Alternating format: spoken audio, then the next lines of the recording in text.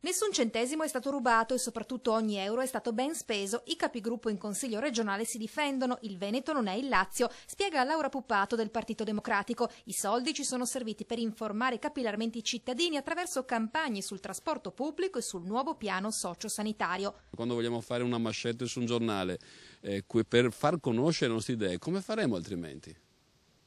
Se non abbiamo un giusto ricompensa minimo per queste cose. Puntualizza Mariangelo Foggiato dell'Unione Nord-Est. I dati sono pubblici e sottoposti ai revisori dei conti. Non mi risulta che le regioni del Sud abbiano la nostra stessa trasparenza. Di sicuro qui non ci sono consiglieri che si comprano il SUV con i soldi del gruppo come avviene in altre regioni. Ecco, che vadano a mettere le mani nelle altre regioni, è giusto che lo facciano, e poi vengano a guardare semmai il Veneto, la Lombardia e il Piemonte. Per Stefano Valdegamberi dell'Unione di Centro i denari introitati sono comunque poca cosa rispetto ai 2 milioni di euro che la Giunta ha stanziato per la campagna promozionale del Presidente e dell'Esecutivo. Ed è giusto, se c'è da tagliare anche questi, che si taglino. Purtroppo non dipende da me, che sono solo 1 su 60, però se lo fanno lo accetterò tranquillamente.